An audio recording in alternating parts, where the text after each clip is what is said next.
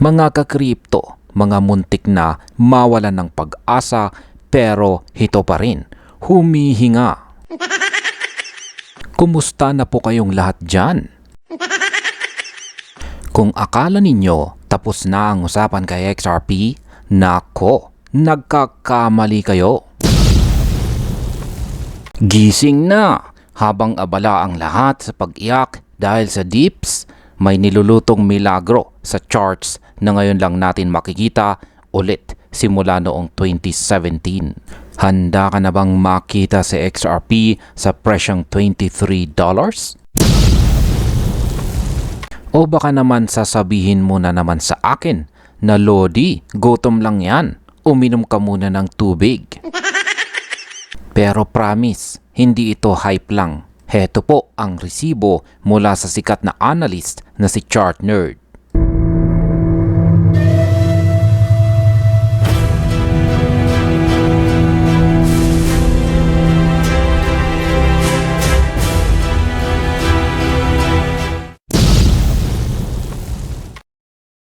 Alam nyo, ang pag-hold kay XRP ay parang panliligaw sa crush mong hindi ka naman gusto. Matagal, masakit, at minsan mapapaisip ka kung may pag-asa pa ba. Ayon po dito sa analysis ni Chart Nerd, si XRP ay nasa loob ng tinatawag na rectangular reaccumulation pattern sa loob ng mahigit 400 days na. Imagine 400 days! Mas matagal pa yan sa inyong breakout ng ex mo na iyong iniyakan lamang sa isang linggo. Ngayon ay ano nga ba itong rectangular reaccumulation na ito?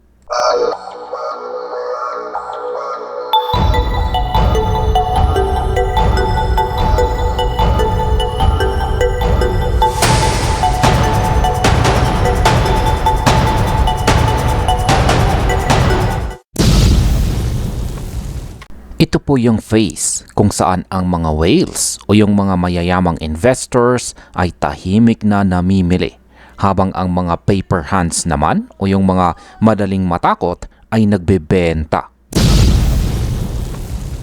Ang chart ay gumagalaw lang sa loob ng isang box. Taas, baba, taas, baba. Nakakaantok, di ba? Pero sabi ni Chart Nerd, itong boring na phase na ito ang pundasyon ng isang malaking pagsabog. Heto na ang exciting na part.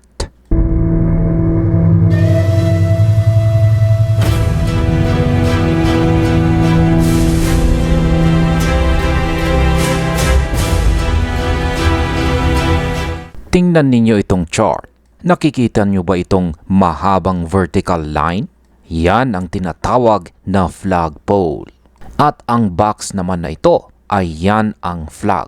Sa technical analysis, kapag ang presyo ay lumabas o nag-break out sa itaas ng box na ito, ang target price ay kasing taas ng flagpole. Computin po natin mga ka-crypto. Kung susundan po natin ang projection ni Chart Nerd, ang target breakout price ay, drumroll please,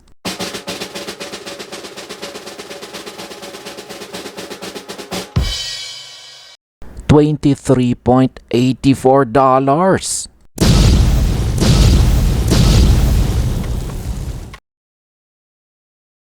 Grabe! Isipin mo, si XRP na dati ay barya-barya lamang, biglang magiging pang fine dining na ang presyo. Kung may 1,000 XRP ka ngayon at nag-hit yan ng $23, magkano kaya yan sa peso? $23.84 times current exchange rate na sabihin nating nasa 56 pesos. At yan ay nasa 1,335 pesos bawat isa. Ang 1,000 XRP mo ay magiging 1.3 million pesos.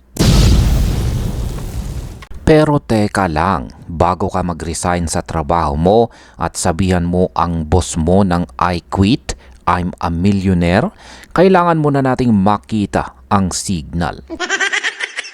Ano ang dapat nating abangan na signal?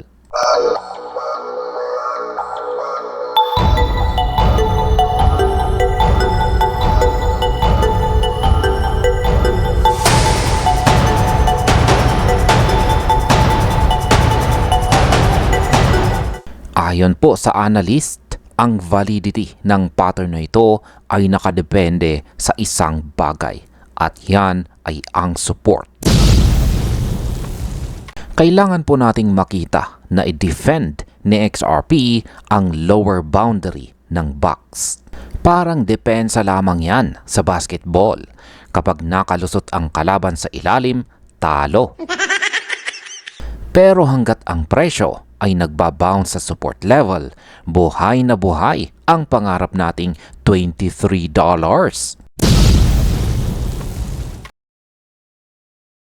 Ngayon ay kailangan nating maging seryoso ng konti.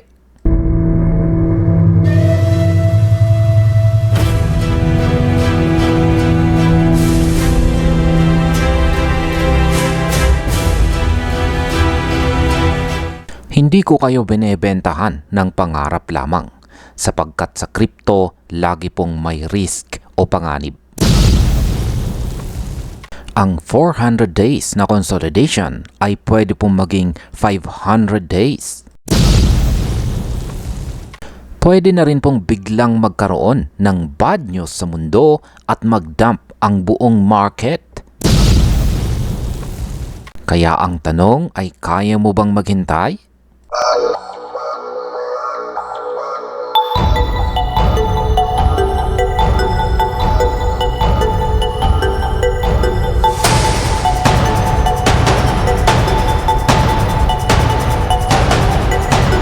Sabi po ng mga analyst, ang market behavior po ngayon ay disciplined accumulation. Ibig pong sabihin, ang mga matatalinong pera ay hindi po nagmamadali. Bakit ka nga ba magmamadali kung ang premyo ay generational wealth? Huwag pong maging jittery Joe na pagbabalang ng 5%, iyak na agad sa Facebook group. Tapos sasabihin scam sa XRP o pinaglalaruan tayo ni Brad Carlinghouse. Para po sa inyong kaalaman, ang market ay ginawa para ilipat ang pera mula sa mga mainipin patungo sa mga pasensyoso. So, ano ang plano?